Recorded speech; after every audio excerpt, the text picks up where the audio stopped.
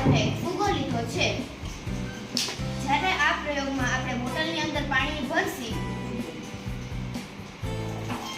આપણે અડધી બોટલ છે પાણીની ભરવાની છે.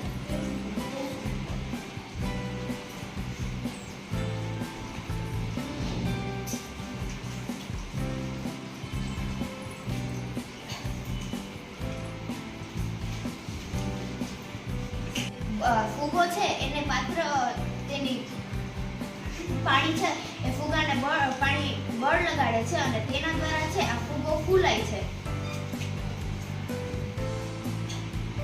નમસ્તે. અમારી આ પ્રવૃત્તિનું નામ ખેંચવું તથા ધક્કો મારવો છે. અમારી આ પ્રવૃત્તિમાં તમને સમજાવવામાં આવે છે કે ક્રિયાઓને કઈ રીતે ઓળખવી. સૌપ્રથમ આપણે એક પુસ્તક લઈએ તો એ પુસ્તકને આપણે ગતિ કઈ રીતે કરાવી એ જોઈએ. તો આ પુસ્તકને આપણે એક જગ્યાએથી બીજી જગ્યાએ પહોંચાડવા માટે સરકાવીને કે ખેંચીને કે પછી ઉચકાવીને આપણે એક જગ્યાએથી બીજી જગ્યાએ લઈ જઈ શકીએ છીએ.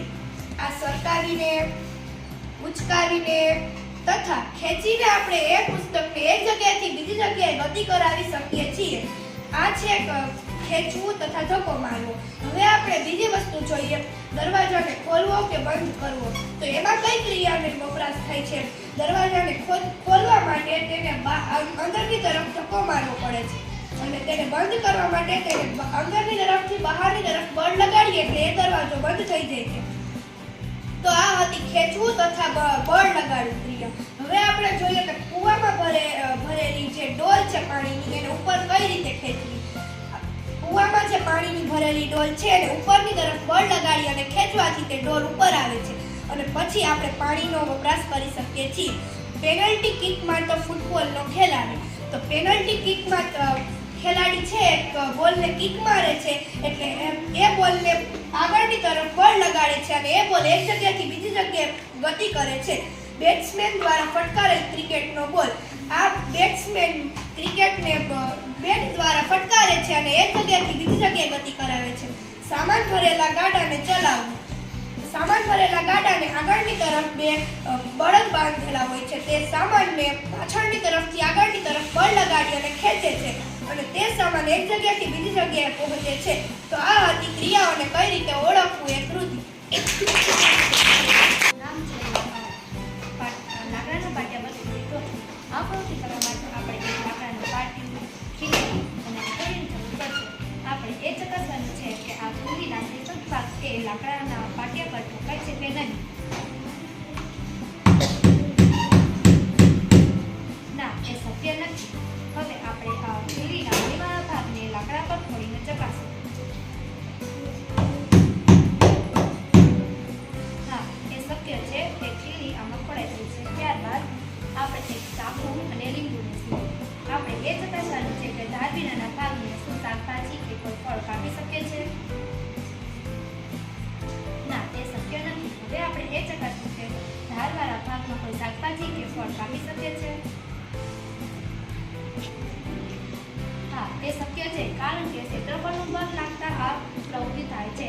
આ માટે આને બળ અને દબાણ કહેવામાં આવે છે.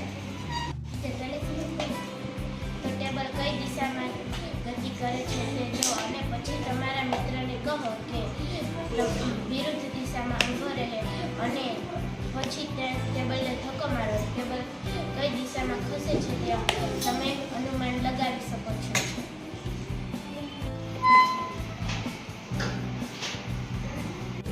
ત્રણ બોલ લગાડતા સ્થિર સ્થિતિમાં રહેલો દડો ગતિમાં આવે છે કે નહીં. પહેલા એક દડો તેને ગોતળિયા જેવી સમતલ સપાટી પર મૂકો. પછી તેને હળવેથી ધક્કો મારો. શું તે ગતિમાં આવે છે?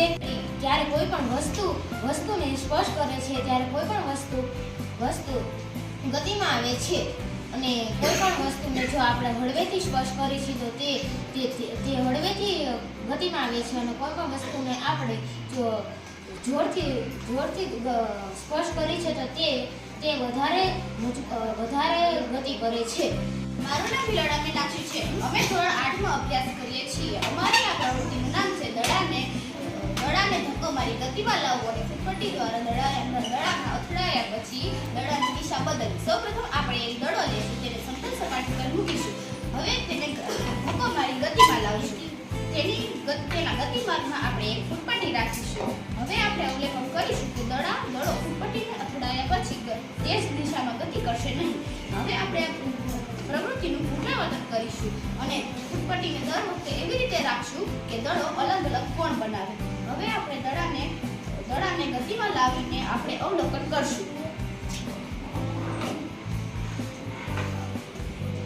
સૌપ્રથમ આપણે ગજિયા ચુંબકને એક જોડ લેશું. આપણે 11.10માં દર્શાવ્યા પ્રમાણે એક ચુંબકને 3 ગોળાકાર પેન્સિલ પર અથવા નળાકાર રોલ્સ પર મૂકીશું. હવે બીજા ચુંબકના છેડાએ એકબીજાને સ્પર્શે છે કે નથી સ્પર્શે તે આપણે જોઈએ. હવે શું થાય છે તેનું અવલોકન કરો. ત્યારબાદ ચુંબકના છેડા નળાકાર પર મૂકો.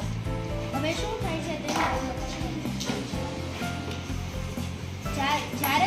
જ્યારે કોઈ બીજા ચુંબક પાસે લાવવામાં આવે ત્યારે શું થાય?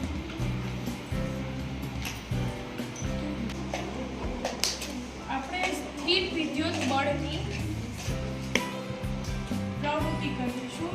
એમાં આપણે સૌપ્રથમ એક પ્લાસ્ટિકની સ્ટ્રો લઈશું. તેના 2 સરખા ટુકડા કરી લઈશું. હવે તે એક ટુકડાને આપણા હાથમાં પકડશું અને એક ટુકડાને આપણે દોરી વડે પેપર સાથે લટકાવીશું. હવે એક આપણે પેપર લઈશું. તે પેપરમાં હાથમાં પકડેલી સ્ટ્રોના મુખ છેડાને ઘસી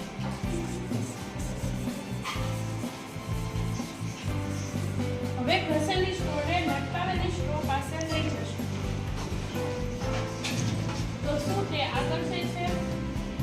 હવે ઘસેલી સ્ટ્રો ને આપણા હાથમાં રાખીશું ને લટકાવેલી સ્ટ્રોને ઘસી દઈશું.